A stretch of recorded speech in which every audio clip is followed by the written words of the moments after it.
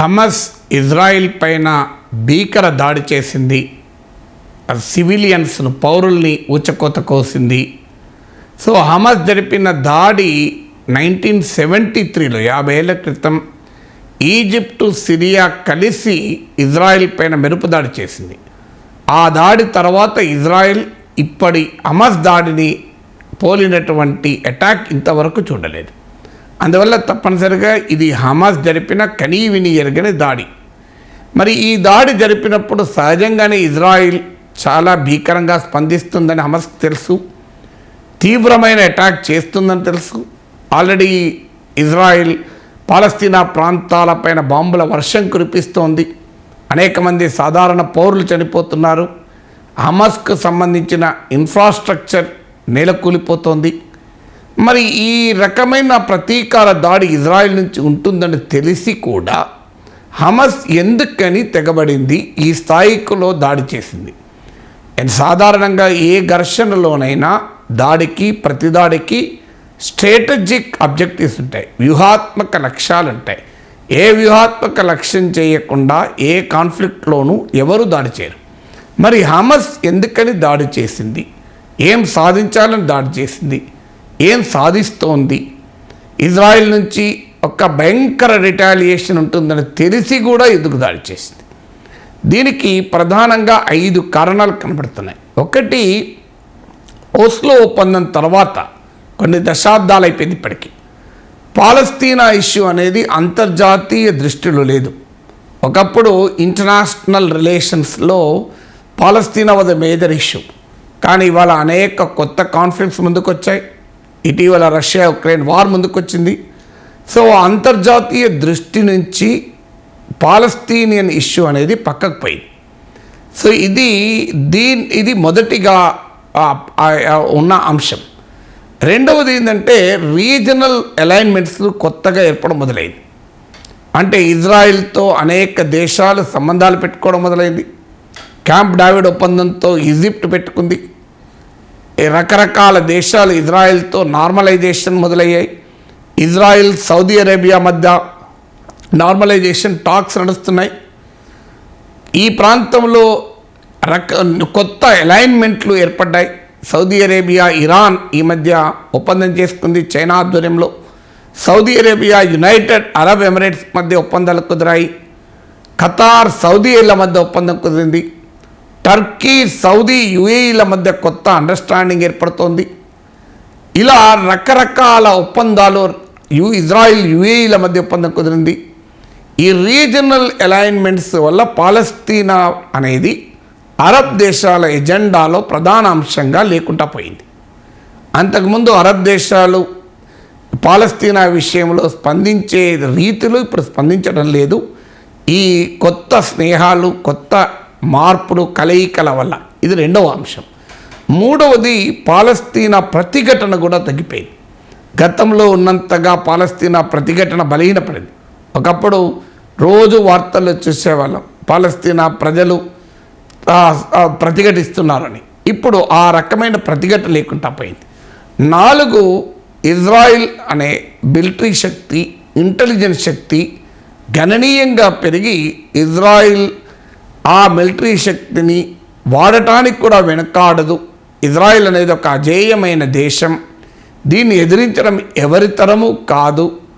అనేక సందర్భాల్లో అరబ్ దేశాలను ఓడించింది, తరిమి కొట్టింది. ఇజ్రాయిల్ అనేది ఒక శక్తివంతమైన దేశం అన్న భావన ఈ ప్రాంతంలో పెరిగింది, ప్రపంచంలో పెరిగింది. 5, ఇజ్రాయిల్ గాజా ప్రాంతాన్ని బ్లాకేడ్ చేసింది. ఇజ్రాయిల్ ఈజిప్టు వెస్ట్ బ్యాంక్లో రకరకాల చెక్ పోస్టులు పెట్టింది. అలాగే ఇజ్రాయిలీ సెటిల్మెంట్, జూయిష్ సెటిల్మెంట్, యూదుల సెటిల్మెంట్స్ను పాలస్తీనా ప్రాంతాల్లో ప్రోత్సహించింది. అంటే చుట్టూ పాలస్తీన్ ఉంటారు, మధ్యలో యూదులు ఉంటారు. ఆ యూదుల నివాసాలను కాపాడటానికి ఇజ్రాయిల్ తన బలగాలను పెట్టింది. సో ఈ రకంగా అడుగడుగున పాలస్తీనీల జీవితాలలో ఇజ్రాయిల్ను అనుభవించాల్సి వస్తుంది. దీని పట్ల పాలస్తీనీయులు తీవ్రమైన నిరసనతో ఉన్నారు, కానీ ఏమీ చేయలేని పరిస్థితిలో ఉన్నారు. అంటే ఇజ్రాయిల్ నిరాటంకంగా తన ఆక్రమణ, తన చొరబాటును కొనసాగిస్తూ వస్తున్న పాలస్తీనులు ఏమీ చేయలేని నిస్సహాయ స్థితికి నెట్టివేయబడ్డారు. ఈ 5 పరిణామాలను మార్చటానికి ఈరోజు హమాస్ ఈ దాడి చేసింది. ఈ దాడి ద్వారా ఒకటి, అంతర్జాతీయ దృష్టిని తిరిగి పాలస్తీనా సమస్య వైపు మరల్చే ప్రయత్నం చేసింది. 2, అరబ్ దేశాలు ఎవరితో స్నేహ ఒప్పందాలు చేసుకున్నా పాలస్తీనీయుల సమస్యకు వచ్చే వరకు సానుకూలంగా స్పందించాల్సిన పరిస్థితిని తేవాలి అన్నది హమాస్ ఆలోచన. అందుకే ఇజ్రాయెల్తో నార్మలైజేషన్ టాక్ జరుపుతున్న సౌదీ అరేబియా కూడా ఈ దాడుల తర్వాత పాలస్తీనా ప్రజల హక్కుల గురించి సానుకూలంగా మాట్లాడాల్సి వచ్చింది. ఇరాన్ అయితే ఏకంగా హమాస్ను సమర్థించింది. సో ఈ పరిణామాలు జరుగుతున్నాయి. అంటే ఈ రీజనల్ అలైన్మెంట్స్ ఎలా ఉన్నప్పటికీ పాలస్తీనా ఇష్యూను ఎఫెక్ట్ చేయకూడదు అని. 3వది, పాలస్తీనీయుల స్ట్రైకింగ్ పవర్ ఏంటి అంటే పాలస్తీనీయులు నిస్సహాయ స్థితిలో లేరు, ప్రతిఘటన బలహీనపడలేదు, అవసరమైతే వాళ్ళు ఎదుర్కోగలిగే కెపాసిటీ ఉంది అనేది హమాస్ తన దాడి ద్వారా చెప్పదలుచుకుంది. 4, ఇజ్రాయిల్ అనేది ఎంత సమర్థవంతమైన మిలిటరీ అయినా, ఎంత శక్తివంతమైన ఇంటెలిజెన్స్ అయినా ఈ రకమైన దాడిని ఆపలేకపోయింది. అంటే ఇజ్రాయిల్ చుట్టూ ఉన్న ఒక ఆరా ఆఫ్ ఇన్విన్సిబిలిటీ అంటారు. అంటే ఇదొక అజేయమైన శక్తి అన్న భావనను పంక్చర్ చేసింది. అంటే ఇజ్రాయిల్ సెక్యూరిటీ ఆపరేటర్స్ను కూడా దెబ్బతీయవచ్చు, ఇజ్రాయిల్ ఇంటెలిజెన్స్ వ్యవస్థను కూడా ఛేదించి లోపలికి వెళ్ళవచ్చు అనేది ఈ కోఆర్డినేటెడ్ అటాక్ ద్వారా హమాస్ నిరూపించింది. ఇక చివరగా ఈ ఘర్షణ ఎన్ని రోజులు జరుగుతుందో తెలియదు. ఇజ్రాయిల్ను అనివార్యంగా ఒప్పందం వైపుగా, ఏదో ఒక కొత్త శాంతి ఒప్పందం వైపుగా ఇజ్రాయిల్ను ఫోర్స్ చేయడం. మీకు ఈజిప్టు, సిరియా 1973లో ఇజ్రాయిల్ పైన కోఆర్డినేటెడ్ అటాక్ చేసింది. అంతకుముందు 6 ఏళ్ల క్రితం, అంతకుముందు 6 ఇయర్స్ ముందు అరబ్ దేశాలను ఓడించి ఇజ్రాయెల్ అరబ్ భూభాగాలను తన ఆధీనంలోకి తెచ్చుకుంది. ఆ తర్వాత ఇజ్రాయెల్ సిరియా మెరుపుదాడి చేయగలిగింది. తర్వాత కొన్నేళ్లకు ఇజ్రాయెల్ ఈజిప్టుతో ఒప్పందం చేసుకుంది, క్యాంప్ డేవిడ్ అగ్రిమెంట్. అలాగే ఇజ్రాయెల్ హిజ్బుల్లా, లెబనాన్లోని హిజ్బుల్లా పైన దాడి చేసింది. హిజ్బుల్లా 30 రోజుల పాటు ప్రతిఘటించి పోరాడింది. చివరకు ఇజ్రాయెల్ ఒప్పందం చేసుకుంది. అందువల్ల ఇప్పుడు కూడా హమాస్ అంచనా ఏంటంటే ఈ దాడుల పర్యవసనంగా ఇజ్రాయిల్ తమతో కొత్త ఒప్పందం చేసుకోవాల్సిన పరిస్థితికి నెట్టివేయబడుతుంది.